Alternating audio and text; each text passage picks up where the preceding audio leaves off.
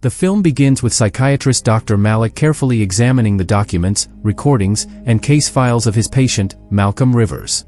The records explain that Malcolm was born to a prostitute and experienced a deeply troubled childhood. When he was only 9 years old, his mother abandoned him at a nearby motel. After that, he spent the rest of his childhood growing up in an orphanage. Years later, as an adult, Malcolm violently killed 6 people inside an apartment building on May 10, 1998. Strangely, the murders happened on the same day as his birthday. Because the crime was extremely brutal, the court sentenced him to death. His execution is scheduled to take place the following day. In the next scene, a district attorney suddenly receives an urgent phone call from a colleague. The caller informs him that a new court hearing has been arranged for midnight. Apparently, Malcolm's defense lawyer recently found a personal diary that belongs to him. The lawyer believes the diary could completely change the outcome of the case. However, this news only makes the attorney furious. He cannot understand how a man responsible for such horrific murders could receive another trial just hours before his execution. The story then moves to a roadside motel. There, the motel owner, Larry Washington, sits inside watching television while heavy rain pours outside. Out of nowhere, a man named George York rushes into the motel carrying his injured and bleeding wife, Alice. He explains that they were involved in a terrible accident. A flashback then reveals the couple earlier that night driving through the storm. Their young son, Timothy, is sitting quietly in the back seat. At first, everything appears normal. But suddenly, one of the car's front tires explodes, shocking everyone inside the vehicle. George immediately pulls the car over to the side of the road. After checking the tire, he eventually realizes that a shoe is stuck inside it. The story then jumps to another earlier moment. In this flashback, a former prostitute named Paris Nevada is driving along the same road. While searching for her lighter, she accidentally spills her belongings. As a result, several of her items, including one of her shoes, scatter onto the road.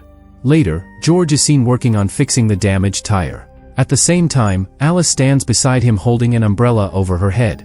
Inside the car, Timothy is playing by himself. After a moment, he signals for his mother to come closer to him. Alice begins walking toward the car. But then suddenly,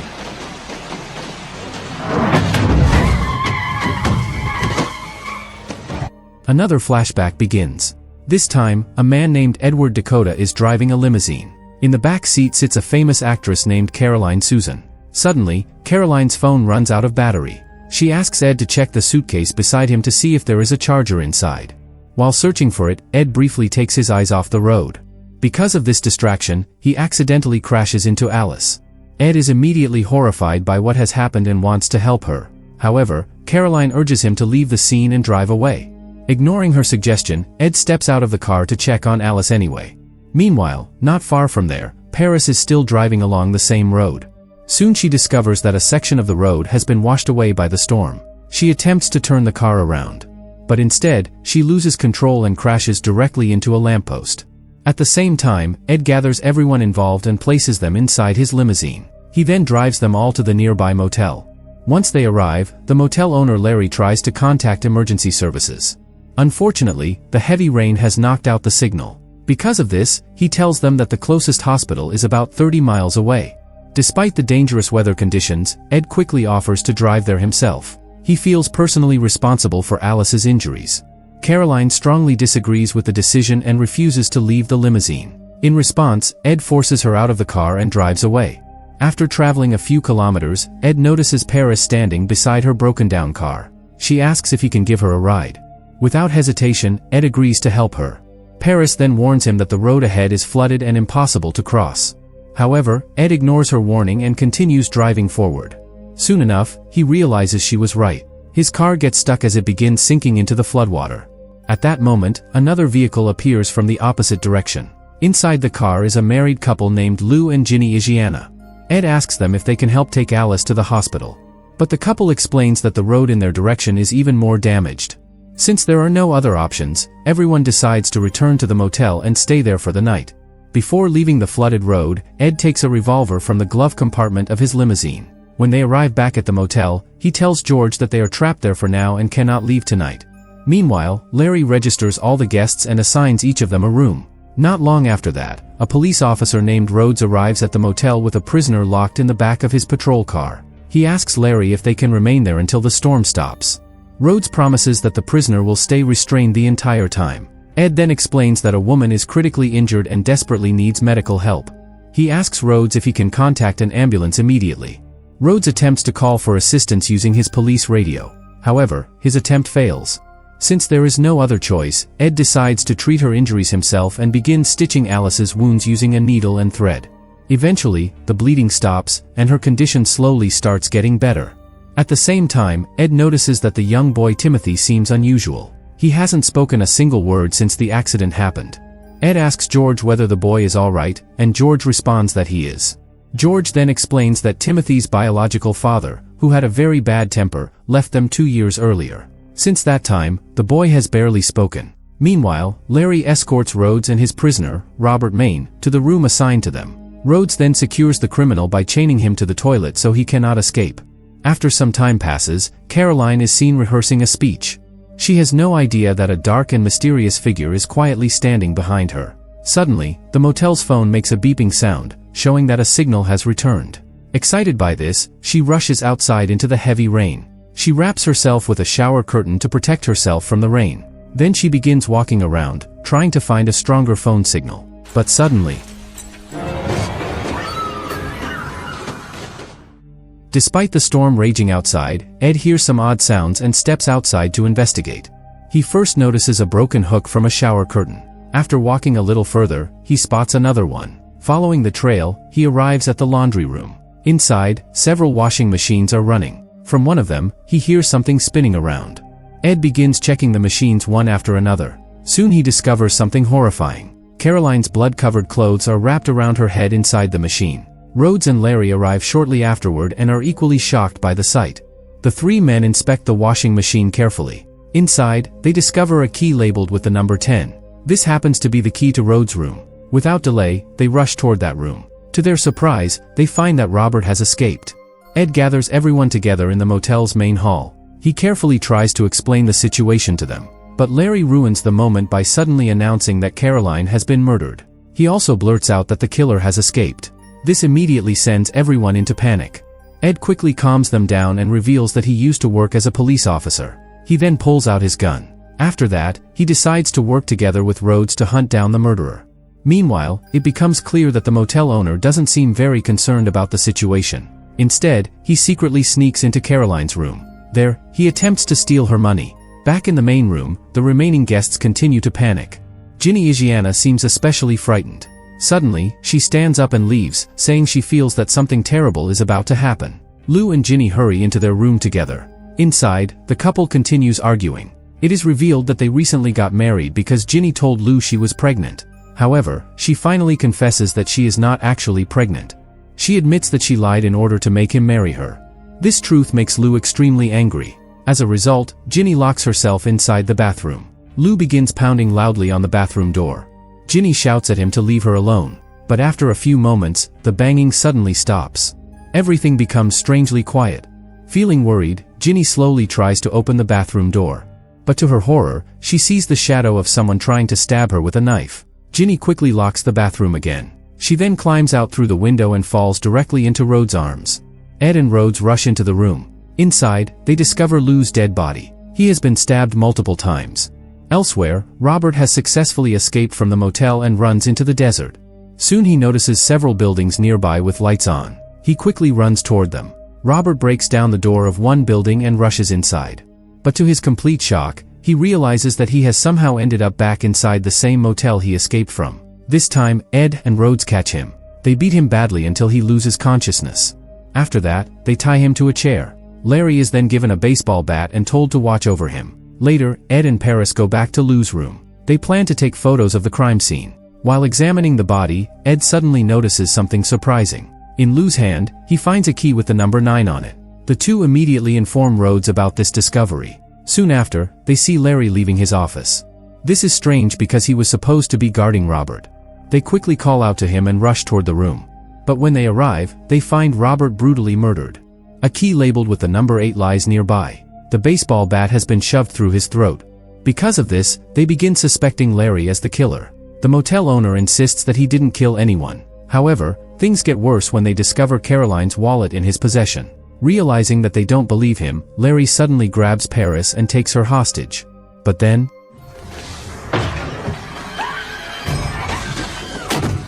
A frozen body suddenly falls out of a refrigerator. At that moment, Larry uses the confusion to escape in his pickup truck. He begins driving toward the motel's exit. But suddenly he sees Timothy standing in the road.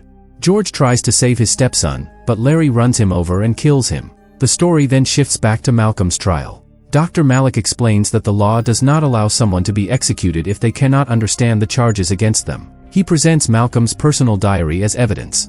Inside the diary are entries written from the viewpoints of several different people.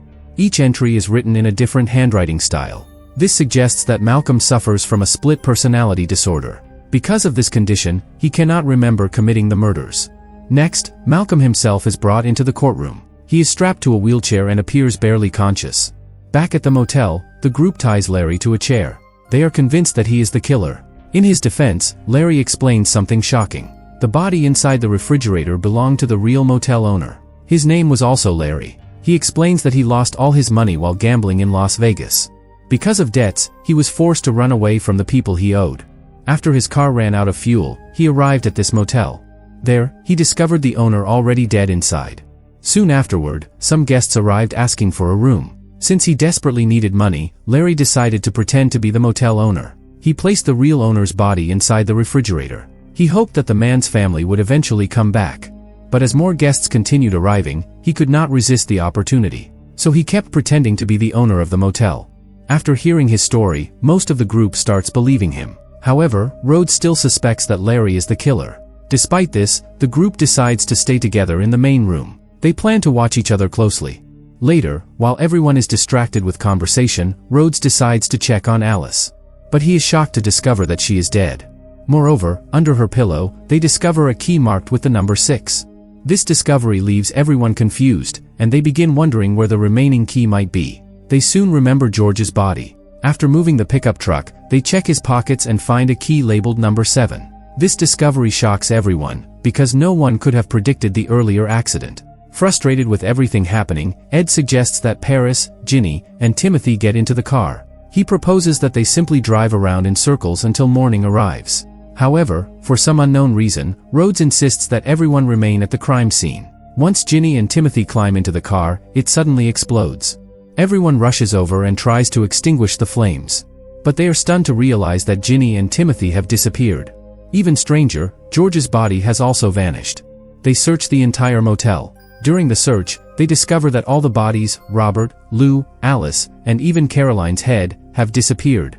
Realizing how hopeless the situation seems, Paris completely loses control emotionally. She screams that she desperately wants to survive. She also shouts that she will be turning 30 next week. Hearing this, Larry mentions that his birthday is also next week. Shockingly, Rhodes and Ed say the same thing as well. Feeling uneasy, they check the identification copies of every guest. To their surprise, they find that every one of them was born on May 10th. At that exact moment, a bolt of lightning strikes the motel roof. The entire building suddenly loses electricity. Ed keeps studying the identification cards. He then notices something unusual about their names. Each name is linked to a U.S. state: Dakota, Rhode Island, Nevada, Washington, Carolina, Virginia, Louisiana, New York, and Maine. Suddenly, Ed seems to fall into a strange trance. While in this state, he begins hearing a mysterious voice talking to him. A few seconds later, he suddenly wakes up somewhere completely different. He now finds himself inside a hearing room. Dr. Malik and several other people are sitting there. The doctor tells Ed that he missed his appointment. He then asks where Ed had been all this time. In response, Ed describes everything that occurred at the motel. After hearing the story, Dr. Malik takes out a photograph of Malcolm. He asks Ed whether he recognizes the man. Ed immediately says that he does not. Another man then shows Ed pictures from Malcolm's murder cases. Ed looks completely confused and cannot understand what is happening. Dr. Malik then explains that Malcolm had a very troubled childhood. Because of that trauma, he eventually developed multiple personalities. The doctor hands Ed a mirror. To everyone's shock, the reflection shows that Ed is actually Malcolm himself. Dr. Malik explains that Ed is only one personality created inside Malcolm's mind. He is not a real person. Even though the reflection shows a different face, Ed refuses to accept the explanation. He begins describing his life as Ed. He talks about his home, his family, and his work as a police officer. But Dr. Malik calmly explains that all of those memories are imaginary. In truth, every person at the motel is simply another personality inside Malcolm's mind. Among these personalities, one of them is extremely dangerous. That personality is responsible for the murders. The killings happening at the motel represent the evil personality attempting to eliminate the others. Its goal is to destroy the 9 remaining personalities and gain full control of Malcolm's mind. Dr. Malik then gives Ed a mission. He must locate and destroy the murderous personality. If he succeeds, Malcolm will regain control in the real world. As a result, he could avoid being executed. Moments later, Ed wakes up again. He finds himself standing not far from the motel. Meanwhile, Rhodes discovers the motel's switchboard. However, there is nothing unusual there. At the same time, Paris searches the police car for a flashlight. While doing so, she finds documents about the transport of 2 prisoners. The prisoners listed are Robert and Rhodes himself. A brief flashback then appears. It shows the same police car earlier driving along the highway. Inside are Robert and Rhodes, both dressed as prisoners. Rhodes secretly pulls a small knife from inside his sock. From the back seat, he suddenly kills the real police officer. Afterward, he steals the officer's uniform. Back in the present, Paris opens the trunk of the police car. Inside, she discovers the dead body of the real officer. Terrified, she runs back toward the motel. She shouts for Ed and Larry to help her. However, Rhodes soon confronts her. He realizes that his disguise has been exposed. At that moment, Larry suddenly appears.